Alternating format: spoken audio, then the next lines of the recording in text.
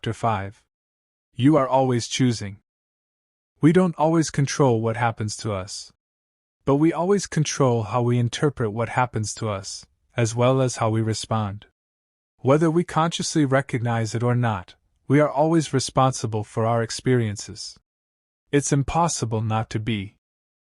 The point is, we are always choosing, whether we recognize it or not. Always.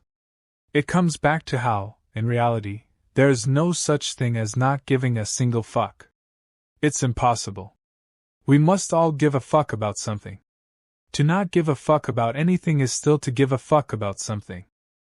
The real question is, what are we choosing to give a fuck about? What values are we choosing to base our actions on? What metrics are we choosing to use to measure our life?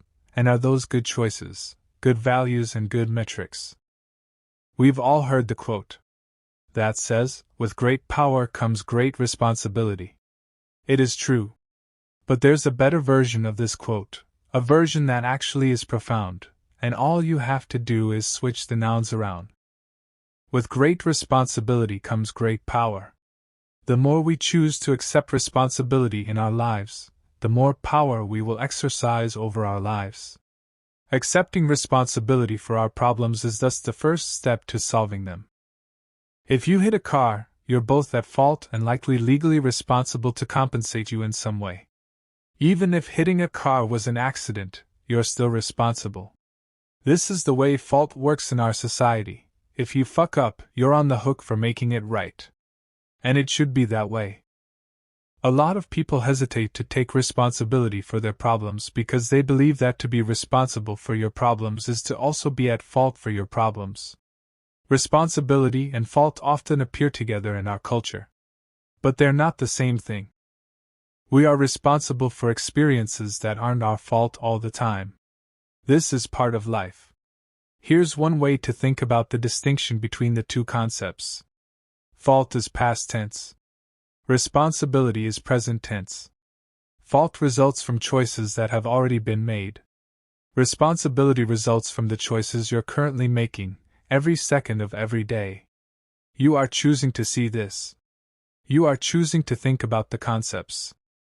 There's a difference between blaming someone else for your situation and that person's actually being responsible for your situation. Nobody else is ever responsible for your situation but you. Many people may be to blame for your unhappiness, but nobody is ever responsible for your unhappiness but you. This is because you always get to choose how you see things, how you react to things, how you value things. You always get to choose the metric by which to measure your experiences. But think about it, the intensity of the event doesn't change the underlying truth. If you get robbed, say, you're obviously not at fault for being robbed. No one would ever choose to go through that. You didn't choose the robbery, but it's still your responsibility to manage the emotional, psychological, and legal fallout of the experience.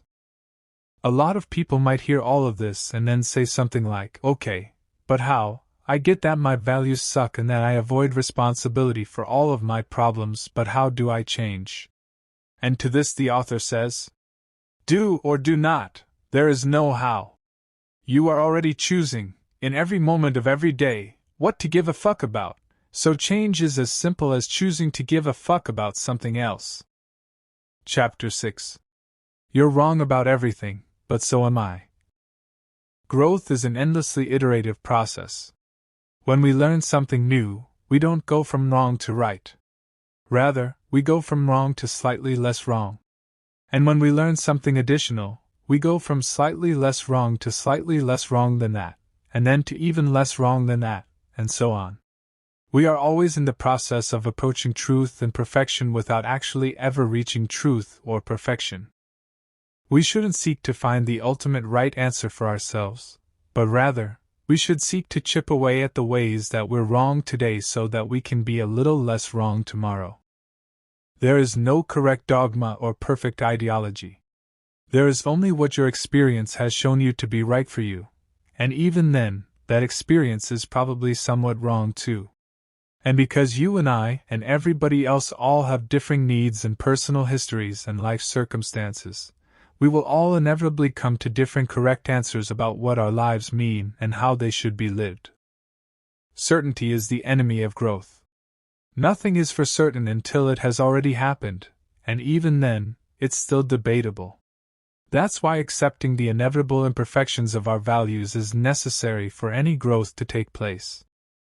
Instead of striving for certainty, we should be in constant search of doubt about our own beliefs, doubt about our own feelings, doubt about what the future may hold for us unless we get out there and create it for ourselves. Instead of looking to be right all the time, we should be looking for how we're wrong all the time.